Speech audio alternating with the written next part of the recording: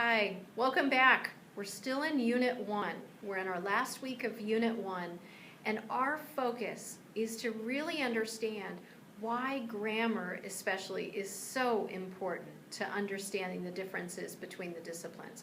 We're going to take a look at some other elements of language as well, but we're going to start out with grammar, and it really is key for understanding these differences. So I'm going to move through some different terms, and I've got them up here partly to keep me focused, but also so that you can multimodally see them and to support your notes if you're taking notes. And behind me I have some sentence examples that we'll take a look at when we're talking about grammar clusters.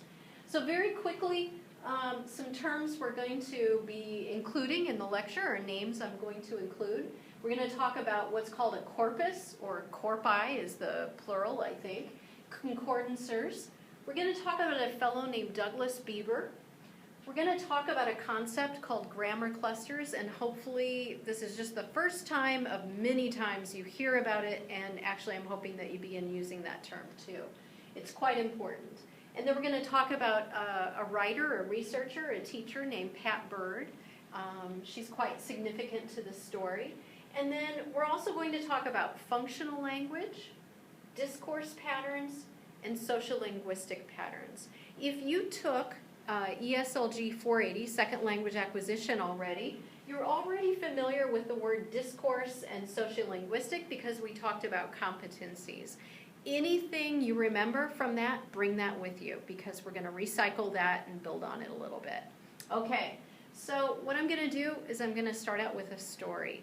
And if you've had me in class before, you know I love when we can root what we know now in the past. That's very significant to me.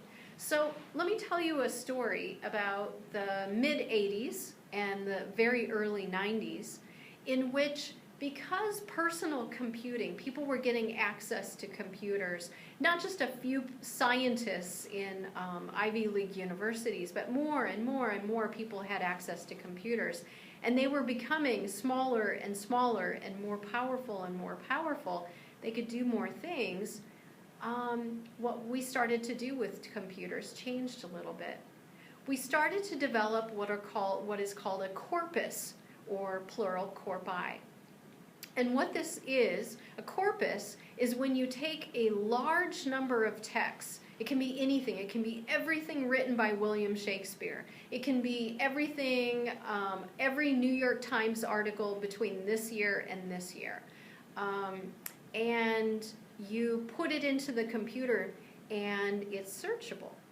To search it, to search a corpus, you need another piece of technology which is called a concordancer.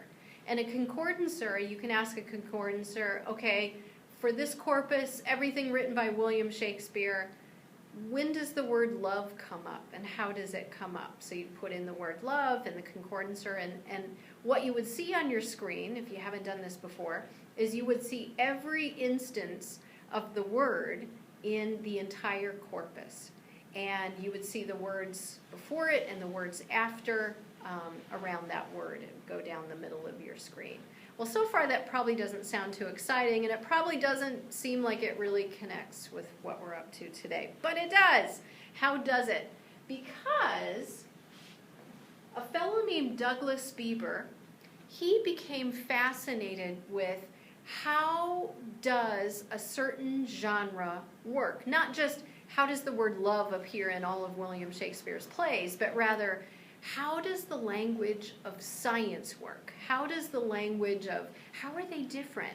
And so he started putting in entire genres and using concordancers to figure out how language works.